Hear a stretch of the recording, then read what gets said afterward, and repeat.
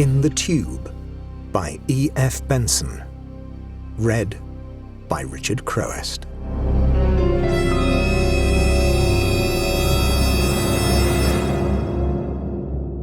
"It's a convention," said Anthony Carling cheerfully. "And not a very convincing one. Time, indeed. And there's no such thing as time, really. It has no actual existence. Time is nothing more than an infinitesimal point in eternity, just as space is an infinitesimal point in infinity. At the most, time is a sort of tunnel through which we are accustomed to believe that we are travelling. There's a roar in our ears and a darkness in our eyes which makes it seem real to us. But before we came into the tunnel, we existed for ever in an infinite sunlight, and after we have got through it, we shall exist in an infinite sunlight again. So why should we bother ourselves about the confusion and noise and darkness which only encompass us for a moment?" For a firm-rooted believer in such immeasurable ideas as these, which he punctuated with brisk application of the poker to the brave sparkle and glow of the fire, Anthony has a very pleasant appreciation of the measurable and the finite, and nobody with whom I have acquaintance has so keen a zest for life and its enjoyments as he. He had given us this evening an admirable dinner, had passed round a port beyond praise, and had illuminated the jolly hours with the light of his infectious optimism. Now the small company had melted away, and I was left with him over the fire in his study. Outside, the tattoo of wind-driven sleet was audible on the window-panes, overscoring now and again the flap of the flames on the open hearth, and the thought of the chilly blasts and the snow-covered pavement in Brompton Square, across which, to skidding taxicabs, the last of his other guests had scurried, made my position, resident here till tomorrow morning, the more delicately delightful. After all, there was this stimulating and suggestive companion who, whether he talked of the great abstractions which were so intensely real and practical to him, or of the very remarkable experiences which he had encountered among these conventions of time and space, was equally fascinating to the listener. "I adore life," he said. "I find it the most entrancing plaything. It's a delightful game. And, as you know very well, the only conceivable way to play a game is to treat it extremely seriously. If you say to yourself, 'It's only a game,' you cease to take the slightest interest in it. You have to know that it's only a game and behave as if it was the one object of existence. I should like it to go on for many years yet. But all the time one has to be living on the true plane as well, which is eternity and infinity. If you come to think of it, the one thing which the human mind cannot grasp is the finite, not the infinite, the temporary, not the eternal." "That sounds rather paradoxical," said I. "Only because you've made a habit of thinking about things that seem bounded and limited. Look it in the face for a minute. Try to imagine finite time and space, and you find you can't. Go back 1,000,000 years and multiply that million of years by another million, and you find that you can't conceive of a beginning. What happened before that beginning? Another beginning, and another beginning, and before that? Look at it like that, and you find that the only solution comprehensible to you is the existence of an eternity, something that never began and will never end. It's the same about space. Project yourself to the farthest star, and what comes beyond that? Emptiness? Go on through the emptiness, and you can't imagine it being finite and having an end. It must needs go on forever. That's the only thing you can understand. There's no such thing as before or after, or beginning or end, and what a comfort that is.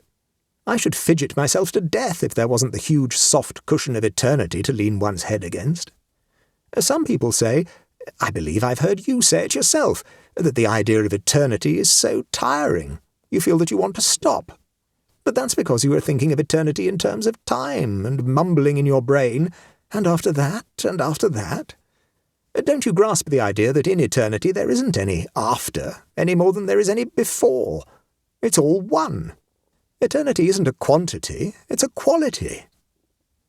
Sometimes, when Anthony talks in this manner, I seem to get a glimpse of that which to his mind is so transparently clear and solidly real. At other times, not having a brain that readily envisages abstractions, I feel as though he was pushing me over a precipice, and my intellectual faculties grasp wildly at anything tangible or comprehensible. This was the case now, and I hastily interrupted. "But there is a before and after," I said. "A few hours ago you gave us an admirable dinner, and after that, yes, after, we played bridge. And now you are going to explain things a little more clearly to me, and after that I shall go to bed." He laughed. "You shall do exactly as you like," he said, "and you shan't be a slave to time either tonight or tomorrow morning. We won't even mention an hour for breakfast, but you shall have it in eternity whenever you wake.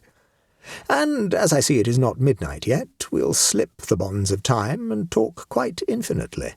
I will stop the clock, if that will assist you in getting rid of your illusion, and then I'll tell you a story, which to my mind shows how unreal so-called realities are, or at any rate how fallacious are our senses as judges of what is real and what is not." "Something occult? Something spookish?" I asked, pricking up my ears, for Antony has the strangest clairvoyances and visions of things unseen by the normal eye. "I suppose you might call some of it occult," he said, "though there's a certain amount of rather grim reality mixed up in it." "Go on, excellent mixture," said I. He threw a fresh log on the fire. "It's a longish story," he said. "You may stop me as soon as you've had enough. But there will come a point for which I claim your consideration. You who cling to your before and after, has it ever occurred to you how difficult it is to say when an incident takes place? Say that a man commits some crime of violence. Can we not, with a good deal of truth, say that he really commits that crime when he definitely plans and determines upon it, dwelling on it with gusto?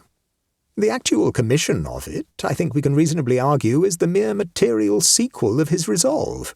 He is guilty of it when he makes that determination. When, therefore, in the term of before and after, does the crime truly take place?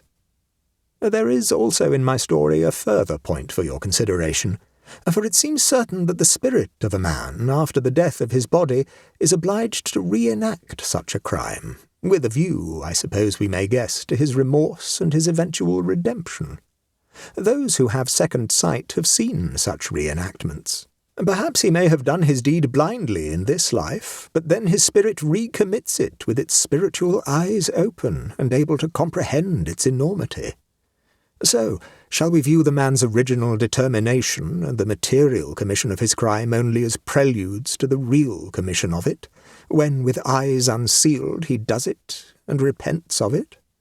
That all sounds very obscure when I speak in the abstract, but I think you will see what I mean if you follow my tale. Comfortable? Got everything you want? Here goes, then." He leaned back in his chair, concentrating his mind, and then spoke. "The story that I am about to tell you," he said, "had its beginning a month ago, when you were away in Switzerland. It reached its conclusion, so I imagine, last night. I do not, at any rate, expect to experience any more of it. Well, a month ago I was returning late on a very wet night from dining out. There was not a taxi to be had, and I hurried through the pouring rain to the tube station at Piccadilly Circus, and thought myself very lucky to catch the last train in this direction. The carriage into which I stepped was quite empty, except for one other passenger who sat next the door immediately opposite to me. I had never, to my knowledge, seen him before, but I found my attention vividly fixed on him, as if he somehow concerned me.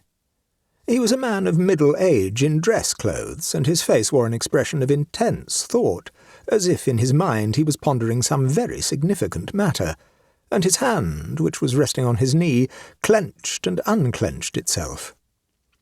Suddenly he looked up and stared me in the face, and I saw there suspicion and fear, as if I had surprised him in some secret deed.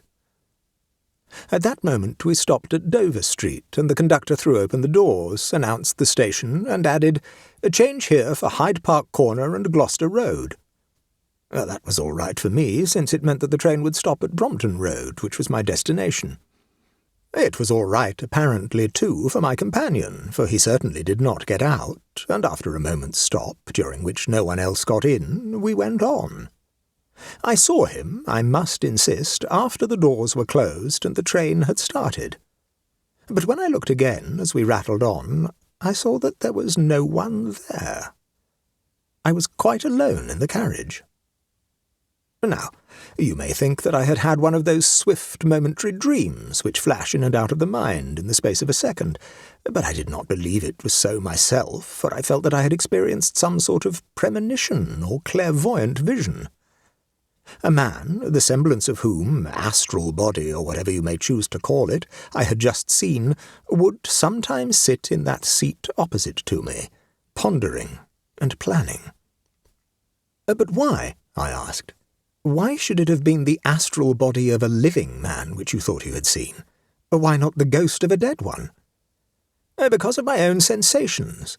The sight of the spirit of someone dead, which has occurred to me 2 or 3 times in my life, has always been accompanied by a physical shrinking and fear, and by the sensation of cold and loneliness. I believed, at any rate, that I had seen a phantom of the living. And that impression was confirmed, I might say proved, the next day, for I met the man himself. And the next night, as you shall hear, I met the phantom again. We will take them in order. I was lunching then the next day with my neighbour, Mrs. Stanley. There was a small party, and when I arrived we waited but for the final guest. He entered while I was talking to some friend, and presently at my elbow I heard Mrs. Stanley's voice. "Let me introduce you to Sir Henry Pale," she said. I turned and saw my vis-à-vis of the night before. It was quite unmistakably he, and as we shook hands he looked at me, I thought, with vague and puzzled recognition. "Haven't we met before, Mr. Carling?" he said. "I seem to recollect—" For the moment I forgot the strange manner of his disappearance from the carriage, and I thought that it had been the man himself whom I had seen last night. "Surely, and not so long ago," I said, "for we sat opposite each other in the last tube train from Piccadilly Circus yesterday night."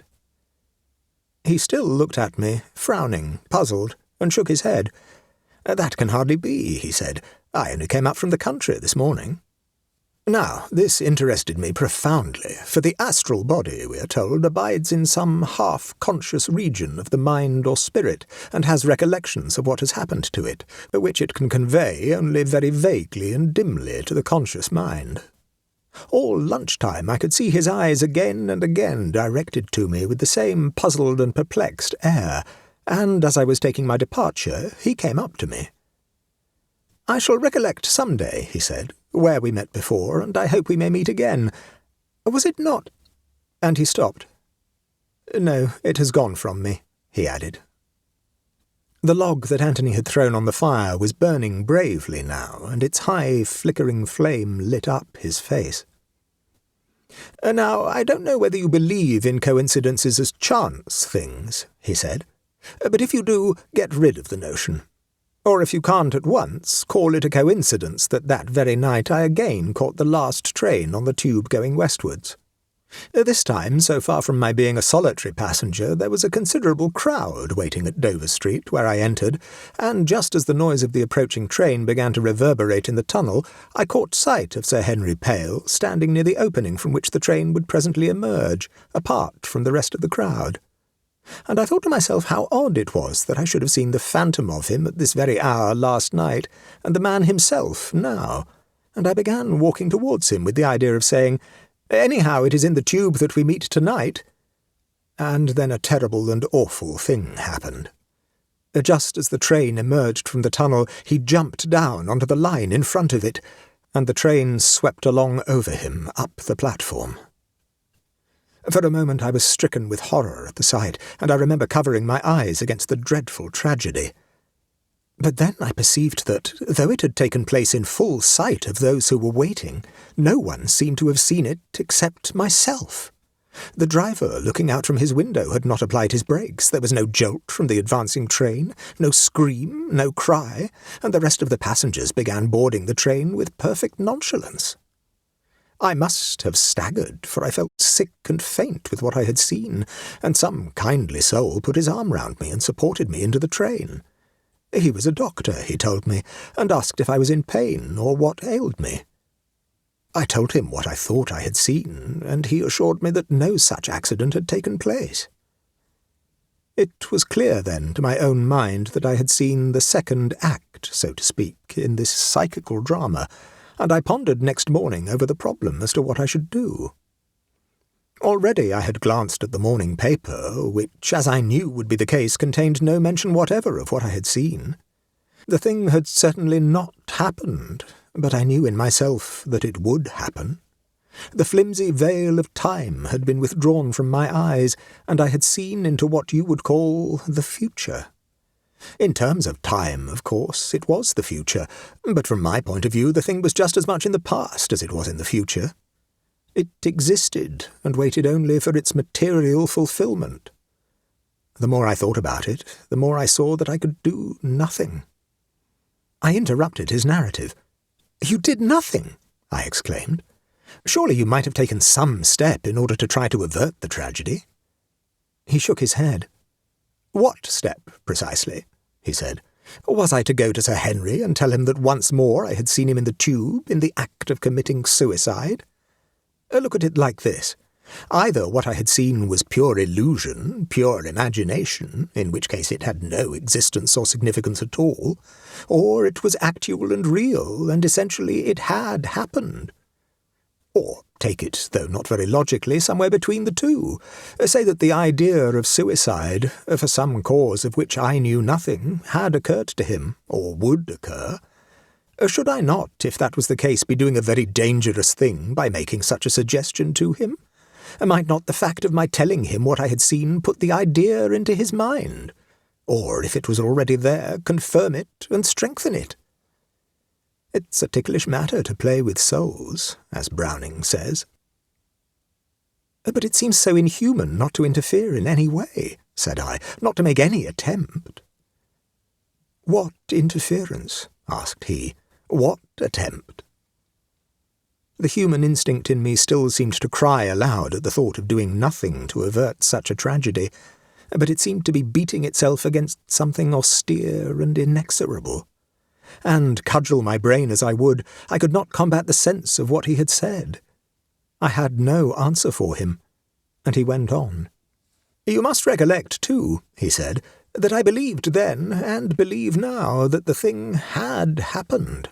The cause of it, whatever that was, had begun to work, and the effect, in this material sphere, was inevitable. That is what I alluded to when, at the beginning of my story, I asked you to consider how difficult it was to say when an action took place. You still hold that this particular action, this suicide of Sir Henry, had not yet taken place, because he had not yet thrown himself under the advancing train. To me that seems a materialistic view. I hold that in all but the endorsement of it, so to speak, it had taken place. I fancy that Sir Henry, for instance, now free from the material dusks, knows that himself." Exactly as he spoke, there swept through the warm, lit room a current of ice-cold air, ruffling my hair as it passed me, and making the wood flames on the hearth to dwindle and flare. I looked round to see if the door at my back had opened, but nothing stirred there, and over the closed window the curtains were fully drawn. As it reached Anthony, he sat up quickly in his chair and directed his glance this way and that about the room. "Did you feel that?" he asked. "Yes, a sudden draught," I said. "Ice cold." "Anything else?" he asked. "Any other sensation?" I paused before I answered, for at the moment there occurred to me Anthony's differentiation of the effects produced on the beholder by a phantasm of the living and the apparition of the dead. It was the latter which accurately described my sensations now, a certain physical shrinking, a fear, a feeling of desolation. But yet I had seen nothing. "I feel rather creepy," I said. As I spoke, I drew my chair rather closer to the fire, and sent a swift and, I confess, a somewhat apprehensive scrutiny round the walls of the brightly lit room. I noticed at the same time that Anthony was peering across to the chimney-piece, on which, just below a sconce holding 2 electric lights, stood the clock, which at the beginning of our talk he had offered to stop. The hands, I noticed, pointed to 25 minutes to 1. "But you saw nothing?" he asked. "Nothing whatever," I said. "Why should I? What was there to see? Or did you?" "I don't think so," he said. Somehow this answer got on my nerves, for the queer feeling which had accompanied that cold current of air had not left me. If anything, it had become more acute. "But surely you know whether you saw anything or not," I said. "One can't always be certain," said he. "I say that I don't think I saw anything, but I'm not sure either whether the story I am telling you was quite concluded last night. I think there may be a further incident. If you prefer it, I will leave the rest of it, as far as I know it, unfinished till tomorrow morning, and you can go off to bed now." His complete calmness and tranquillity reassured me. "But why should I do that?" I asked. Again he looked round on the bright walls. "Well, I think something entered the room just now," he said, "and it may develop. If you don't like the notion, you had better go. Of course, there's nothing to be alarmed at. Whatever it is, it can't hurt us. But it is close on the hour when on 2 successive nights I saw what I have already told you, and an apparition usually occurs at the same time. Why that is so, I cannot say, but certainly it looks as if a spirit that is earthbound is still subject to certain conventions, the conventions of time, for instance. I think that personally I shall see something before long, but most likely you won't. You're not such a sufferer as I am from these delusions." I was frightened and knew it, but I was also intensely interested, and some perverse pride wriggled within me at his last words. Why, so I asked myself, shouldn't I see whatever was to be seen? "I don't want to go in the least," I said. "I want to hear the rest of your story." "Where was I, then? Ah, yes, you were wondering why I didn't do something after I saw the train move up to the platform, and I said that there was nothing to be done. If you think it over, I fancy you will agree with me. A couple of days passed, and on the 3rd morning I saw in the paper that there had come fulfilment to my vision. Sir Henry Pale, who had been waiting on the platform of Dover Street Station for the last train to South Kensington, had thrown himself in front of it as it came into the station. The train had been pulled up in a couple of yards, but a wheel had passed over his chest, crushing it in and instantly killing him. An inquest was held, and there emerged at it one of those dark stories which, on occasions like these, sometimes fall like a midnight shadow across a life that the world perhaps had thought prosperous. He had long been on bad terms with his wife, from whom he had lived apart, and it appeared that not long before this he had fallen desperately in love with another woman. The night before his suicide he had appeared very late at his wife's house and had a long and angry scene with her, in which he entreated her to divorce him, threatening otherwise to make her life a hell to her. She refused, and in an ungovernable fit of passion he attempted to strangle her. There was a struggle, and the noise of it caused her manservant to come up, who succeeded in overmastering him.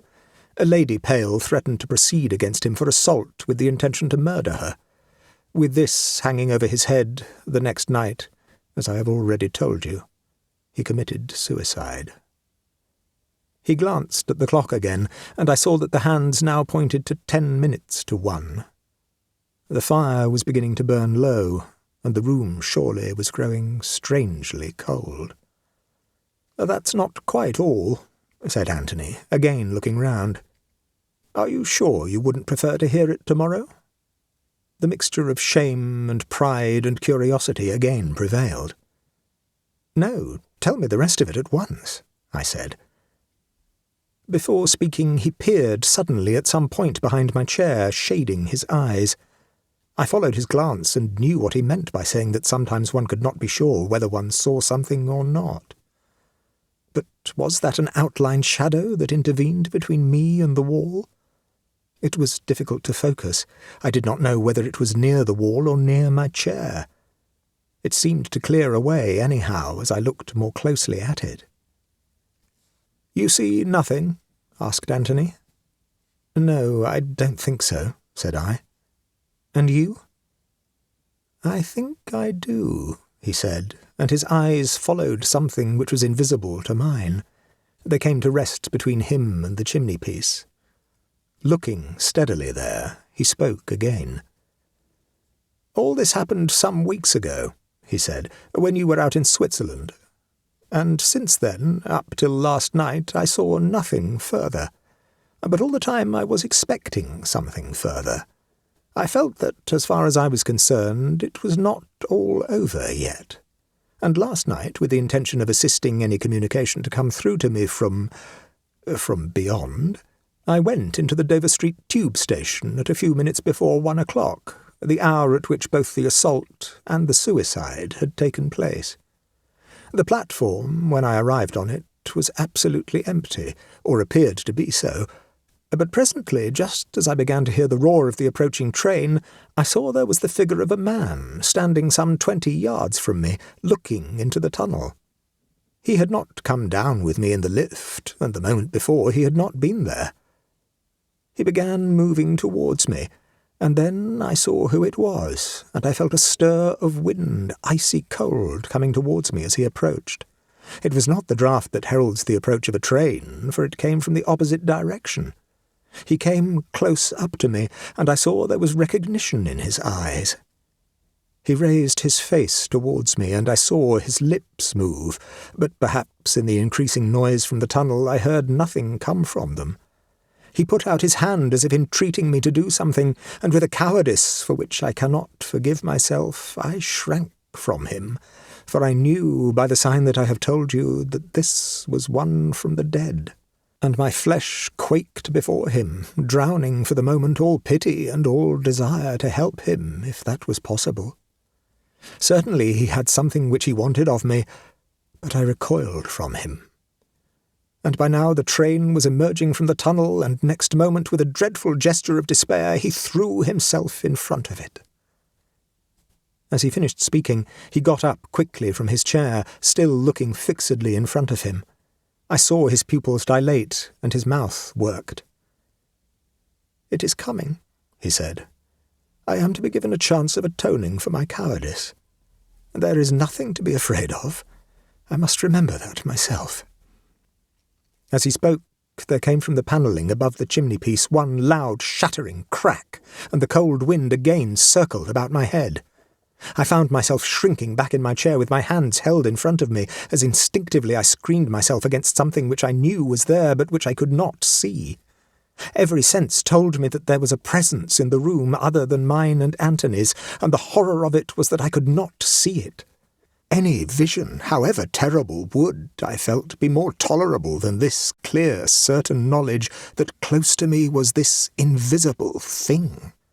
And yet what horror might not be disclosed of the face of the dead and the crushed chest? But all I could see, as I shuddered in this cold wind, was the familiar walls of the room, and Antony standing in front of me, stiff and firm, making, as I knew, a call on his courage. His eyes were focused on something quite close to him, and some semblance of a smile quivered on his mouth. And then he spoke again. "Yes, I know you," he said, "and you want something of me. Tell me, then, what it is." There was absolute silence, but what was silence to my ears could not have been so to his, for once or twice he nodded, and once he said, "Yes, I see. I will do it." And with the knowledge that, even as there was someone else here whom I could not see, so there was speech going on which I could not hear, this terror of the dead and the unknown rose in me with the sense of powerlessness to move that accompanies nightmare. I could not stir, I could not speak. I could only strain my ears for the inaudible and my eyes for the unseen, while the cold wind from the very valley of the shadow of death streamed over me. It was not that the presence of death itself was terrible. It was that from its tranquillity and serene keeping there had been driven some unquiet soul, unable to rest in peace for whatever ultimate awakening rouses the countless generations of those who have passed away. Driven no less from whatever activities are theirs back into the material world from which it should have been delivered. Never, until the gulf between the living and the dead was thus bridged, had it seemed so immense and so unnatural. It is possible that the dead may have communication with the living, and it was not that exactly that so terrified me, for such communication as we know it comes voluntarily from them. But here was something icy cold and crime-laden that was chased back from the peace that would not pacify it. And then, most horrible of all, there came a change in these unseen conditions. Antony was silent now, and from looking straight and fixedly in front of him, he began to glance sideways to where I sat, and back again, and with that I felt that the unseen presence had turned its attention from him to me. And now, too, gradually, and by awful degrees, I began to see. There came an outline of shadow across the chimney-piece and the panels above it. It took shape. It fashioned itself into the outline of a man. Within the shape of the shadow, details began to form themselves, and I saw, wavering in the air like something concealed by haze, the semblance of a face, stricken and tragic, and burdened with such a weight of woe as no human face had ever worn. Next, the shoulders outlined themselves, and a stain, livid and red, that spread out below them. And suddenly the vision leaped into clearness. There he stood, the chest crushed in and drowned in the red stain, from which broken ribs like the bones of a wrecked ship protruded. The mournful, terrible eyes were fixed on me, and it was from them, so I knew, that the bitter wind proceeded.